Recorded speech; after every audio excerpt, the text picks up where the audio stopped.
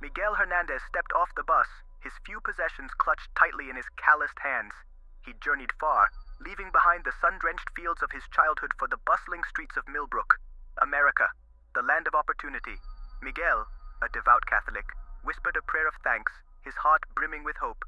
His uncle's passing had been a tragedy, but the inheritance of his house offered a fresh start. The house stood on a hill overlooking the town, a Victorian mansion shrouded in shadow even in the midday sun. As Miguel pushed open the rusted gate, a strange chill settled over him. He ignored it, attributing the sudden cold to the approaching autumn. The house, though neglected, held the promise of a home, a place to build his new life. Inside, dust motes danced in the slivers of sunlight piercing through grimy windows. The air hung heavy, thick with the silence of decades. Each creaking step sent shivers down Miguel's spine. He explored each room, his heart growing heavier with every passing moment. The house wasn't just old, it felt oppressed. A darkness clung to the very walls, whispering tales of a troubled past. Nightfall brought with it a new wave of unease. As Miguel lay in the musty darkness, he heard the first whisper. A faint rustling, like dry leaves skittering across the floor. Then a low murmur, just beyond the range of understanding. He sat up in bed, his heart pounding in his chest. He wasn't alone. Something else shared this house with him. Something dark and unseen. The whispers grew stronger with each passing night. They slithered through the halls, seeped from the walls, and wormed their way into Miguel's dreams. He tried to ignore them, to bury himself in prayer and the familiar rituals of his faith. But the darkness persisted, growing bolder, more insistent. Fear, cold and clammy, became his constant companion. One evening, as Miguel knelt in prayer, a guttural voice erupted in the room. "Leave this place," it hissed. The air grew frigid, and the crucifix on the wall rattled violently. Miguel scrambled back, his blood turning to ice. This was no mere haunting. Something evil had taken root in his uncle's house. Desperate for answers, Miguel sought out Father Sanchez, the priest at the local church. He poured out his story, his voice trembling with terror. The priest listened patiently, his brow furrowed with concern. When Miguel finished, Father Sanchez sighed. "There are forces in this world, Miguel, that defy explanation," he said, his voice grave. "Forces of darkness that prey on the innocent." Father Sanchez offered prayers and blessings, but Miguel felt no solace. The darkness in the house remained, a palpable presence that mocked his every attempt at peace. He realized with growing despair that he was facing something beyond the reach of ordinary faith. He needed more than prayers to combat the evil that had taken hold of his home. Late one night, while scouring the internet for answers, Miguel stumbled upon a website. Its homepage bore a single chilling image, a hooded figure holding aloft a book bound in chains. The website's name, emblazoned in crimson letters, sent a shiver down his spine. The Book of Deliverance. With trembling fingers, Miguel clicked through the pages. The website was a treasure trove of forbidden knowledge, filled with ancient texts and rituals for combating demonic forces.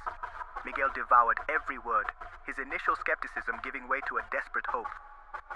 This wasn't the gentle faith of his childhood, but a raw, primal struggle against the forces of darkness. He hesitated, torn between his upbringing and the terrifying reality he now faced. Among the website's pages, Miguel found a detailed account of exorcism. It spoke of ancient rites, of the power of holy water and sacred words. It warned of the dangers, of the potential for spiritual backlash. But it also offered a glimmer of hope, a way to fight back against the entity that held his house captive. Miguel knew he was treading on dangerous ground. He'd always believed in God, but this felt different. This was stepping onto a battlefield, armed with faith and fear in equal measure. He spent days studying the rituals, memorizing the incantations, preparing himself for a confrontation with the unknown. He was no longer a scared immigrant seeking a new life. He was a soldier, drafted into a war he never knew existed. As Miguel delved deeper into the world of the supernatural, he began to notice changes in Millbrook. The once peaceful town seemed shrouded in a perpetual gloom. People whispered of strange occurrences, accidents, illnesses, terrifying nightmares. A palpable sense of unease had settled over the community. One evening, while walking home from the library, Miguel encountered Mrs. Henderson, an elderly woman from his street. She stood on her porch, her face pale and drawn, her eyes wide with fear. It's happening again, Miguel, she whispered, clutching his arm. The nightmares, they're getting worse. He soon discovered that Mrs. Henderson wasn't alone. All over town, people were experiencing the same terrifying dreams. Visions of darkness, of shadowy figures, of an unseen evil closing in on their homes. The line between the supernatural and reality was blurring, and the townspeople were caught in the crossfire. Miguel realized with a growing sense of dread that his house wasn't the only target. The evil he'd encountered wasn't confined to those old walls. It had seeped into the very fabric of Millbrook, poisoning the town and its people. He was no longer just fighting for his own soul. He was fighting for the soul of the town that had unwittingly become his home. Section 5. The Awakening. Armed with his newfound knowledge and bolstered by a desperate need to protect his town, Miguel prepared to confront the entity in his house. He gathered the necessary materials, holy water, blessed candles, a worn Bible. His heart pounded in his chest, a drumbeat of fear and determination. He entered the heart of the house, the room where the demonic presence felt strongest. The air grew thick with menace. The whispers intensified, swirling around him like a malevolent wind. He felt a presence cold and hateful watching his every move. I know you're here, Miguel said, his voice surprisingly steady, and I command you to leave. The entity responded with a guttural snarl. The room plunged into an unnatural darkness. The shadows on the walls writhed and twisted, taking on monstrous shapes. Miguel felt a terror he had never known, but he stood his ground. He recited the ancient rites, his voice echoing in the darkness. He splashed holy water, the droplets sizzling like acid against the unseen evil. A wave of raw power slammed into Miguel, throwing him against the wall. He gasped for breath, pain lancing through his body. But as he lay there, bruised and battered, he felt something shift within him. A dormant power, long forgotten, surged through his veins. It was the power of faith, ignited by desperation and fueled by a righteous anger. Section 6. Forged in Battle. The battle raged through the night. Miguel, empowered by a force he couldn't fully comprehend, fought back against the entity. His voice boomed with newfound authority as he commanded the darkness to recede. He wielded the holy water like a weapon, each drop searing the malevolent presence that clung to his home. The entity, sensing its hold weakening, unleashed its full fury. Objects flew across the room, shattering against the walls. The temperature plummeted, and icy fingers clawed at Miguel's skin, but he stood firm, his faith a shield against the onslaught. He refused to yield. He would not let this evil claim another victim. As dawn broke, painting the windows with a faint, ethereal glow, the entity let out an ear-splitting shriek. The shadows receded, the air cleared, and a profound silence descended upon the house.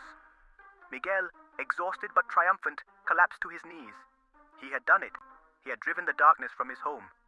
But even as the adrenaline faded and the echoes of the battle subsided, Miguel knew this was only the beginning. He had tasted the power of the divine, had felt the weight of true spiritual warfare. He had been forged in the fires of conflict, and he emerged changed. He was no longer simply Miguel Hernandez, the immigrant seeking a new life. He was something more. He was a warrior, a protector, a guardian against the forces of darkness. Section 7. The Watchers. Word of Miguel's victory over the entity spread through Millbrook like wildfire. People whispered his name with a mix of fear and reverence. They brought him their nightmares, their anxieties, their stories of strange occurrences. Miguel listened to them all, his heart heavy with the knowledge of the darkness that still lingered in their midst. One evening, a group of strangers arrived at Miguel's door. They were a diverse group, men and women of different ages and backgrounds, but they all shared a common purpose. They had felt the shift in the spiritual atmosphere, had witnessed the growing darkness, and they had come to offer their help. They called themselves the Watchers, a loose network of individuals scattered across the globe, dedicated to combating the forces of evil wherever they manifested. They possessed a range of skills and knowledge, from ancient lore to cutting-edge technology. They had been drawn to Millbrook by the surge of dark energy, and they saw in Miguel a kindred spirit, a fellow warrior in the ongoing battle for the soul of humanity. Among the Watchers, two figures stood out to Miguel. There was Sarah, a young woman with a sharp wit and an even sharper intellect. She was a scientist by trade, but her thirst for knowledge extended far beyond the realm of the material. She saw the connections between ancient myths and modern anomalies, recognizing the patterns of a war that had been waged for millennia. And then there was Father Thomas, an elderly priest with eyes that held the wisdom of ages. He recognized in Miguel the spark of divine power, the unwavering faith that could move mountains. He became Miguel's mentor, guiding him in the use of his newfound abilities, teaching him to control the forces that raged within him. Under the tutelage of the Watchers, Miguel began to understand the true nature of the enemy he faced. It wasn't simply a malevolent entity that had taken up residence in his house. It was a manifestation of an ancient evil, a primordial force of chaos and destruction that had plagued humanity since the dawn of time. This evil had many names, many faces. It whispered in the ears of the power-hungry, tempted the weak with promises of forbidden knowledge, and sowed discord and despair wherever it could gain a foothold. It thrived on negativity, on fear, on the darkness that lurked in the hearts of men. But this ancient enemy had found a new ally in the modern world, science. Not science itself, but those who would twist its power for their own selfish gain. Ambitious scientists, driven by greed or a lust for power, had stumbled upon ways to tap into the hidden energies of the universe. They sought to unlock the secrets of creation, unaware that they were opening a door to something far older and far more terrifying. Miguel found himself caught in a battle between two worlds. The world of faith, where miracles were possible and the power of prayer could move mountains, and the world of science, where reason reigned supreme and every phenomenon had a logical explanation.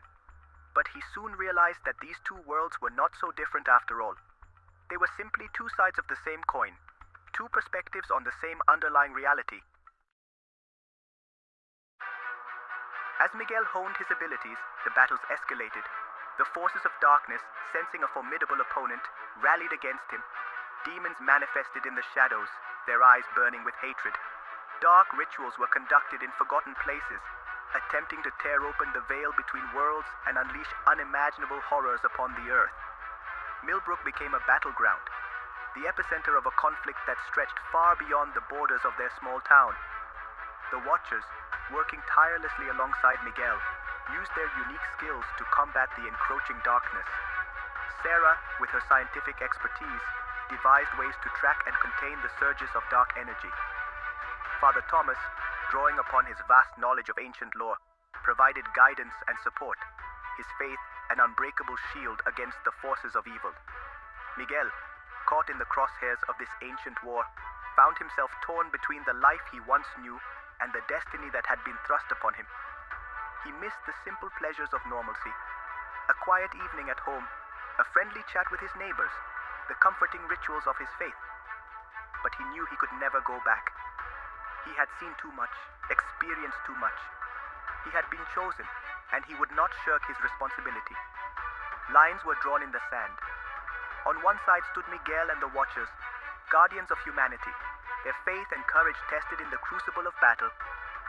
On the other side loomed the forces of darkness, their power growing with each passing day, their hunger for destruction insatiable.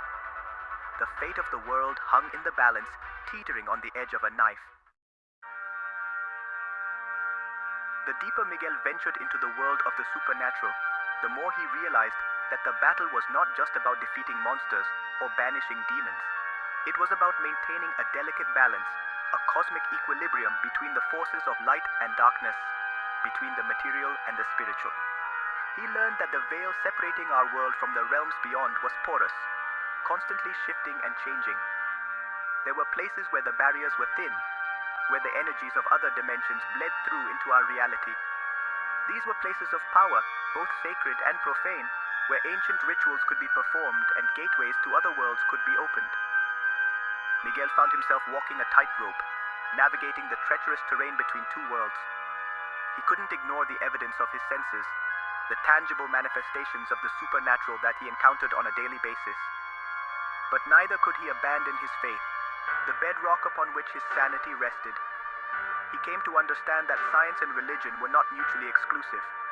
They were simply two different ways of understanding the same universe, two lenses through which to view the infinite complexity of creation. The laws of physics were no less miraculous for being explicable, and the power of faith was no less real for being intangible. The battle for Millbrook reached its climax on a stormy night, the wind howling like a banshee and the rain lashing down in torrents. The forces of darkness, sensing an opportunity, launched a final desperate assault. Demons poured through the weakened veil, their eyes burning with malevolent glee. The air crackled with dark energy, and the very ground seemed to tremble beneath their feet. Miguel and the Watchers fought back with everything they had. Sarah's inventions disrupted the flow of dark energy, giving them a fighting chance. Father Thomas, his voice hoarse but unwavering, chanted ancient prayers of protection, his faith a beacon of light in the encroaching darkness. Miguel, drawing upon the full extent of his newfound power, confronted the leader of the demonic horde, a creature of pure darkness, its form shifting and changing, its eyes burning with ancient hatred. The battle raged, a whirlwind of light and shadow, of faith and fury, of the eternal struggle between good and evil. In the end, it was Miguel's unwavering belief, his refusal to give in to despair, that tipped the scales. With a final, desperate prayer, he unleashed a wave of divine power, banishing the demons back to the abyss from which they had crawled. The storm subsided, the clouds parted, and the first rays of dawn painted the sky with a hopeful glow. Millbrook was safe, for now. But Miguel knew that the battle was far from over. The forces of darkness would regroup, would find new ways to infiltrate their world, to sow chaos and despair. He and those like him would need to remain vigilant, ever watchful for the signs of encroaching evil. Miguel Hernandez, the once unassuming immigrant, had found his calling. He was a warrior, a protector, a guardian against the forces of darkness, and he would continue to fight with every fiber of his being to maintain the delicate balance, to safeguard humanity from the shadows that lurked at the edges of reality. For he knew that the eternal struggle between light and darkness would continue, a never-ending cycle of conflict and resolution until the end of time itself.